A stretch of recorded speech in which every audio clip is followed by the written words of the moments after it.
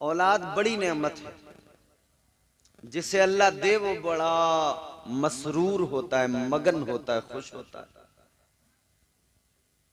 और बिल फर्ज अगर अल्लाह किसी को ना दे तो वो बड़ा गमगीन होता है। बोलो सच बात है कि नहीं? देखो, मैं आपके गांव में शायद दूसरी मर्तबा आया हूं। मेरा मिजाज है, मेरी आदत है, मेरा तरीका है अपना। मैं बड़ी संजीदगी से, बड़े सुकून से अपनी बात रखता हूं और अल्हम्दुलिल्लाह लोग उस बात को सुनते हैं, समझते हैं। मेरा खुद मकसद यही होता है कि आराम से बात आप लोग समझ जाएं, जहन में घर कर ले मेरी गुफ्तगू, दिल में घर कर ले मेरी गुफ्तगू। औलाद बड़ी नेमत है, जिसे मिले वो मगन होता है, जिसे औलाद न मिले वो जिंदगी भर रोता है। मगर याद रखना, इंसान की जिंदगी में जब औलाद ये अजीम नेमत आती है तो फिर उसकी जिंदगी के उस दौर में दो वक्त आते हैं जो ज्यादा अहमियत के हामिल हैं। एक वक्त वो है कि जब बच्चे की विलादत होती है, बच्चा पैदा होता है, सब खुश हो जाते हैं, सब मसरूर होते हैं, मिठाइयां बांटी जाती हैं, बाप भी बच्चे का मगन है, दादा भी मगन है, दादी भी मगन है, रिश्तेदार भी खुश हैं। और इत्तेफाक से अगर बेटा हो जाए तो फिर खुशी और ज्यादा होती है, डबल मगन हो जाते हैं। नहीं, मगर फिर वही बच्चे जब बड़े हों, जवान हो जाएं, तो फिर माँ बाप उनसे उम्मीदें लगाते हैं। फिर माँ बाप की ख्वाहिश ये होती है कि बच्चा बड़ा हो गया। हमारी माएं बहनें बैठी हैं, ये भी इस बात को मेरी तवज्जो से सुने। माँ अपने अलग ख्वाब बुनने लगती है, बेटा जवान हो गया है, अब इसकी शादी करूंगी, चांद सी दुल्हन लाऊंगी, इसका ब्याह रचाऊंगी। उसके अलग अरमान होते हैं, बाप के अलग अरमान होते हैं। लेकिन ये एक पड़ाव है, इसके आगे फिर एक और पड़ाव है। फिर वही बच्चा जिसे बचपन से लेकर जवानी तक प्यार किया, मोहब्बत की, सब कुछ उसके लिए किया, फिर वही जब जवान होता है तो उससे ये भी उम्मीदें माँ बाप लगाते हैं कि ये हमारा ख्याल रखेगा, ये हमारे बुढ़ापे का सहारा बनेगा, ये हमें बुढ़ापे में जब हम होंगे तो जैसे हमने इसका बचपन में ख्याल रखा है, ये हमारा बुढ़ापे में ख्याल रखेगा। ये तीन दौर हैं, मगर इन तीनों में एक बात आप सोचें, बच्चे की विलादत माँ बाप खुश, बच्चे की शादी माँ बाप खुश, फिर जो इन्होंने उससे उम्मीद लगाई कि ये हमारा बुढ़ापे में ख्याल रखेगा, यहां आके माँ बाप दुखी हो जाते हैं। यहां फिर उन्हें उनकी ख्वाहिशात के मुताबिक बच्चों की जानिब से वो रद्द अमल नहीं मिलता है। अब इसकी वजूहात मैं आपको बताऊंगा और थोड़ी सी गुफ्तगू करूंगा। आप तैयार हों, आप और मोहब्बत से कहें सुभान अल्लाह, और बेदारी से मोहब्बत से मिलके कहें सुभान अल्लाह। अल्लाह ताला ने कुरान मजीद के अंदर औलाद पर जो माँ बाप के हक हैं वो बयान फरमाए, माँ बाप की अजमत बयान फरमाई। अब कुरान सुनो आप परवरदिगार का, इंशाअल्लाह आप कुरान सुनेंगे मचलेंगे।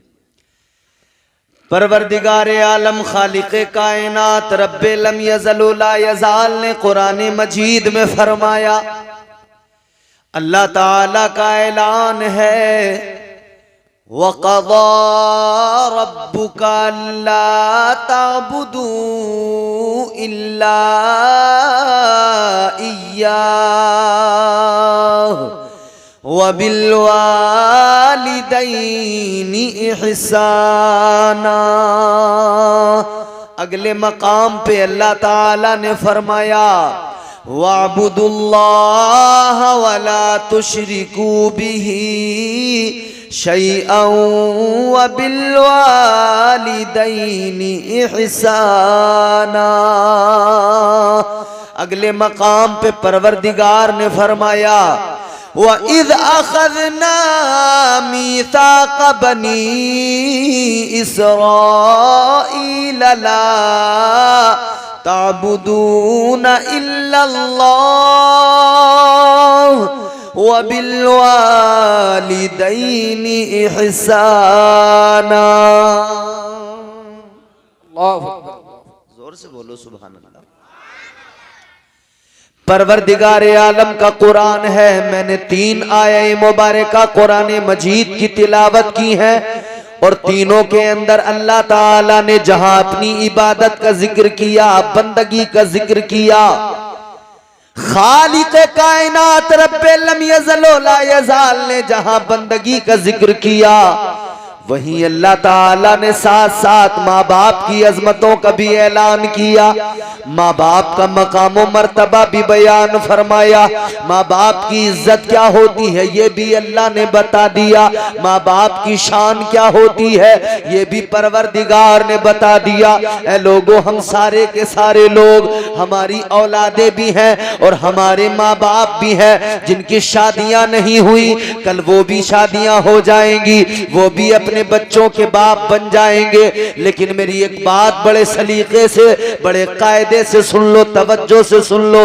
आज अल्लाह ताला ने आगाह फरमा दिया, कुरान मजीद में ऐलान कर दिया, माँ बाप की इज्जतों का ऐलान कर दिया। ऐ माँ बाप का दिल दुखाने वालों, कुरान पढ़ा करो, माँ बाप को सताने वालों कुरान पढ़ा करो। अल्लाह ताला ने फरमा दिया कि जहां तुम अपने रब, अपने परवरदिगार की इबादत करते हो तो साथ साथ तुम पर यह भी जरूरी है कि तुम अपने वालिदैन का अदब किया करो, अपने माँ बाप की खिदमत किया करो, अपने माँ बाप से मोहब्बत किया करो।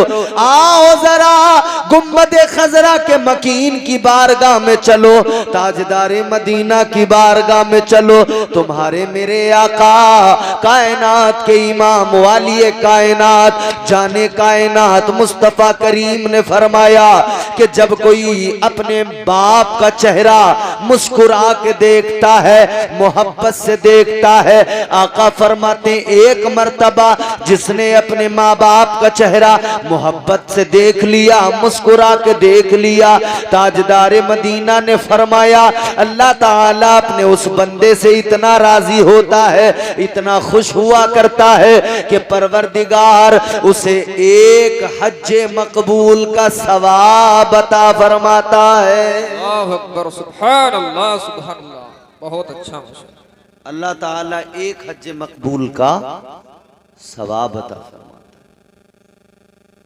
अल्लाह ने फरमाया वालिदैन का अदब करो, हुस्न सुलूक, एहसान। क्या होता है एहसान? एहसान किसे कहते हैं आप भी सब जानते हो। किसी का परेशानी में साथ दे दिया, इसी को तो एहसान कहते हैं। किसी गरीब को आपने खाने के लिए राशन दे दिया, जुमरे एहसान में शामिल हो गए, मोहसिन बन गए। कोई कर्ज से दबा हुआ था, कर्ज के बोझ में, आपने उसको बारे कर्ज से नजात दिलाने में उसका साथ दिया, गोया आप मोहसिन बने, एहसान किया।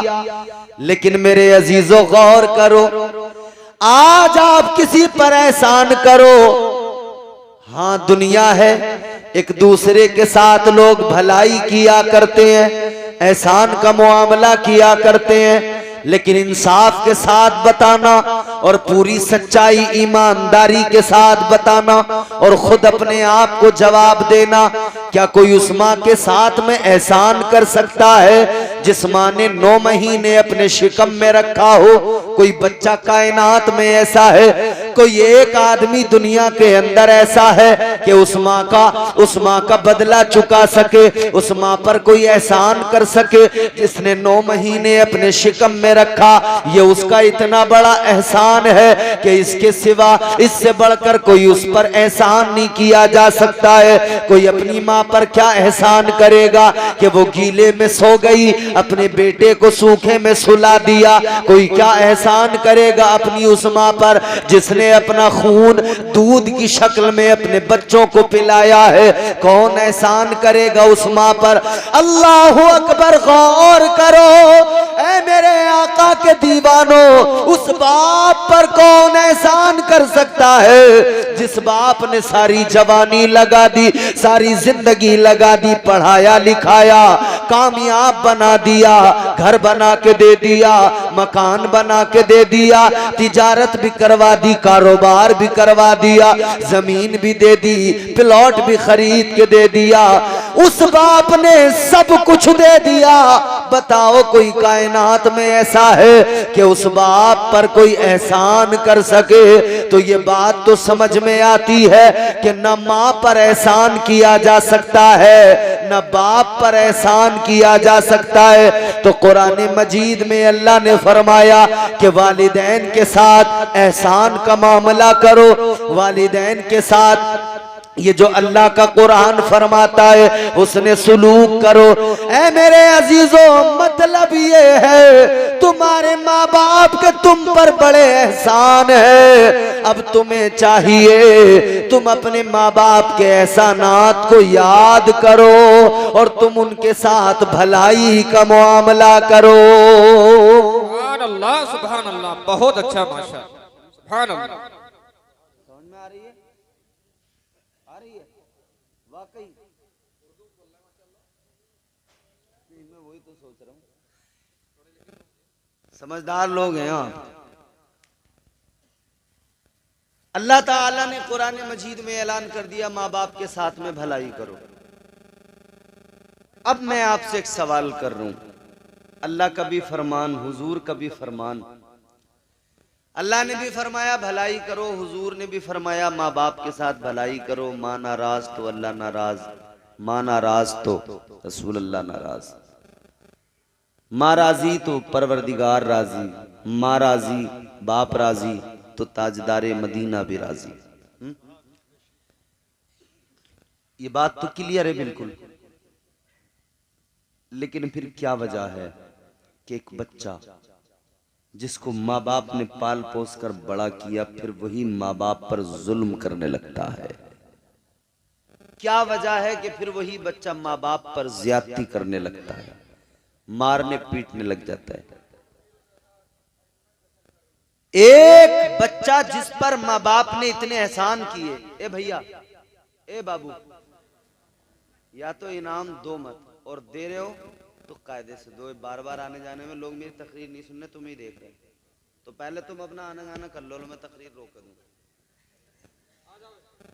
कितनी बार आना है? आओ, लाओ, अच्छी बात है, मगर थोड़ा सा ये ख्याल रहे कि जो असल मकसद है ना तकरीर, तुम लोग सुन लो। आओ आराम से, एक बार में आओ और एक बार में इतनी देर का काम करके जाओ कि 4 चक्कर तुम्हारे खत्म हो जाएं। समझ रहे हो? अब जरा जोर से बोले सुभान अल्लाह, हल्की सी को दे दो, हल्की सी सुभान अल्लाह, सुभान अल्लाह से बोले सुभान अल्लाह।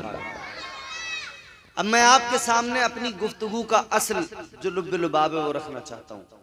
मैंने कहा कि अल्लाह ताला ने भी फरमाया एहसान करो, उसने सुलूक करो, हुजूर ने भी फरमाया, लेकिन फिर एक बच्चा आखिर क्यों नहीं करता? जिसके लिए माँ बाप ने सब कुछ किया, फिर वो क्यों माँ बाप का दिल दुखाता है? ताजदारे मदीना वाली कायनात मुस्तफा करीम के गुलामों, अब जरा गौर करो।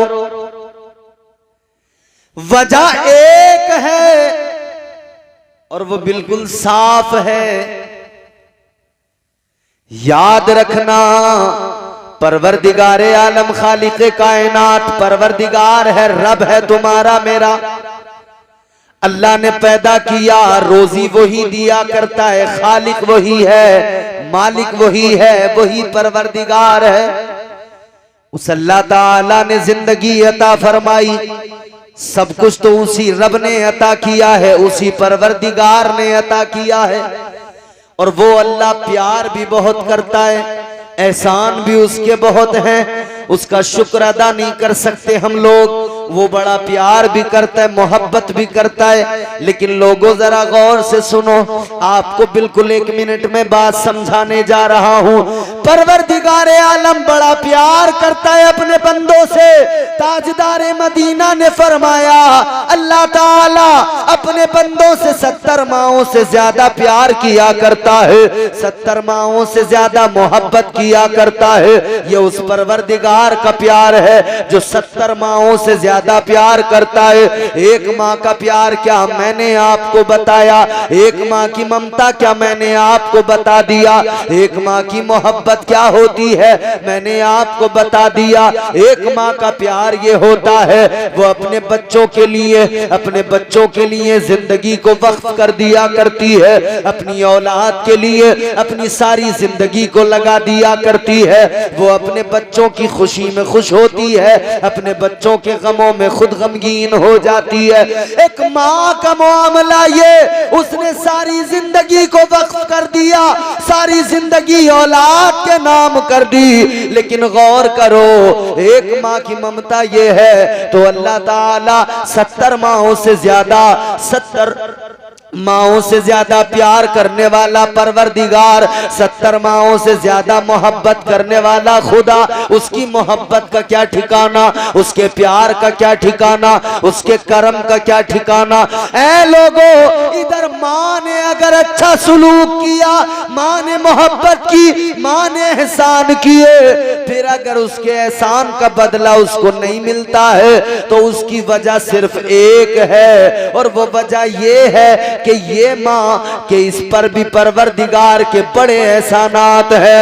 ये जो माँ है, ये जो बाप है, जो अपनी औलाद पे एहसान तो कर रहा है, लेकिन ये परवरदिगार के एहसानात को भूल गया है। ये माँ भी भूल गई है, ये बाप भी भूल गया है। जिस अल्लाह ताला ने 70 माओं से ज्यादा वो प्यार भी करे, एहसान भी उसके बेशुमार, जब ये माँ बाप उसके साथ में वफादार नहीं तो इनकी औलाद इनके साथ वफादार नहीं। सुभान अल्लाह, सुभान अल्लाह, सुभान अल्लाह। भाई जो रब 70 माओं से ज्यादा प्यार करे, जब बंदा उसके साथ वफादार नहीं तो फिर ये औलाद माँ बाप के साथ में कैसे वफादार हो जाए। जिस बेटे ने देखा हो कि मेरा बाप सुबह को 8 बजे 9 बजे सोकर उठता है, नमाज में कभी सर ही नहीं झुकाता। जिस बेटे ने देखा हो कि मेरा बाप तो जुआ खेलता है, शराब पीता है। जिस बेटी ने देखा हो कि मेरी माँ कभी एक वक्त की नमाज नहीं पढ़ती। जिस बेटी ने देखा हो कि इसे पाकी नापाकी का कोई ख्याल नहीं रहता। जिस बेटी ने देखा हो कि मेरी माँ बेपर्दा रहा करती है, इसे पर्दे का कोई लिहाज नहीं, पर्दे का कोई ख्याल नहीं। अब बताओ जरा, वो बेटी उस माँ का कैसे अदब करे, कैसे उस माँ के साथ एहसान करे कि वो माँ खुद अपने रब के साथ में वफादार नहीं। बेटा उस बाप के साथ कैसे वफादार हो जो बाप अपने परवरदिगार के साथ वफादार नहीं। याद रखना, अगर बंदा अल्लाह का वफादार नहीं है तो कायनात में फिर किसी से वफा की उम्मीद न रखे, दुनिया में किसी से वफा की तवक्को न रखे। है लोगों, जरा गौर करो, अल्लाह के साथ हम वफादार नहीं, परवरदिगार के साथ जो रिश्ता है हमारा, जब हमने उस रिश्ते को कमजोर कर लिया तो औलाद से जो रिश्ता है उस रिश्ते पे क्यों इतराना, उस रिश्ते पे क्यों अकड़ना।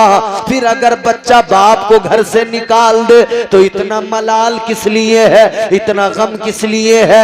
ये अमल तो इसका बहुत गलत है, ये इसकी दुनिया आखिरत को तबाह करने वाला है। लेकिन इस बाप को भी सोचना पड़ेगा, आज तुझे तेरे बेटे ने इसलिए घर से निकाल दिया क्योंकि कल तूने कभी उस परवरदिगार के घर में जाके सर नहीं झुकाया था। सुभान अल्लाह, सुभान अल्लाह। जब तूने कभी उस मोहसिन खुदा, ऐसा मोहसिन के उससे बढ़कर कोई मोहसिन नहीं, जब तूने कभी उसकी मोहब्बत का ख्याल न किया तो ये बेटा तेरी मोहब्बत का क्या ख्याल करेगा?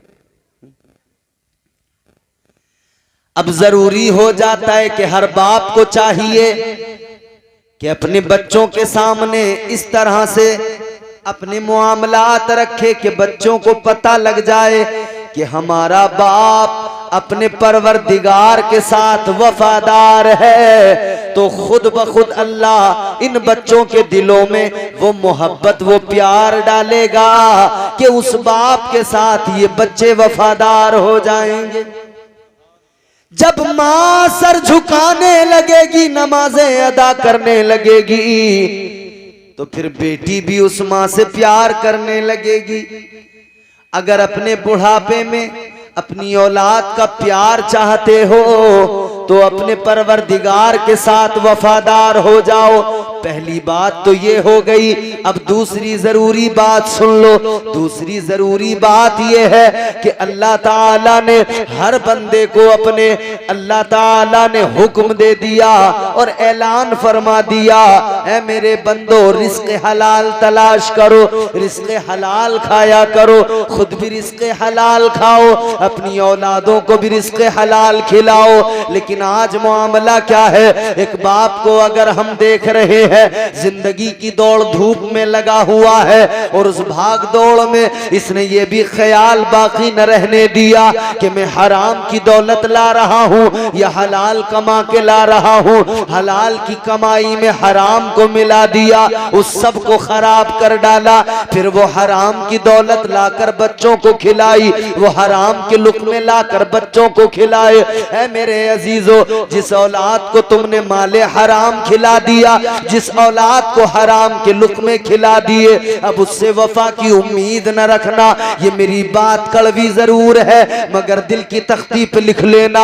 जिस औलाद को हराम के लुक़्मे खिलाए, जिस औलाद को तुमने जुआ खेल खेल के पैसे कमा के लाकर खिलाया, जिस औलाद को तुमने सट्टा लगा लगा के पैसे कमाए, फिर उन पैसों से तुमने औलाद को खिलाया, उन पैसों से परवरिश की, याद रखना अब इस औलाद से वफा की उम्मीद न रखना।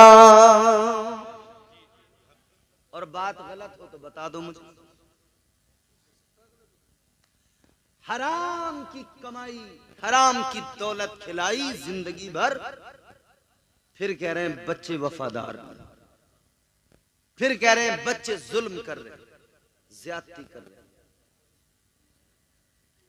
क्या कभी तुमने सोचा है, क्या कभी तुमने ख्याल किया है ये जो नई नस्ल बिगड़ रही है इसको बिगाड़ा किसने है? हमने बिगाड़ा, मिलके बिगाड़ा।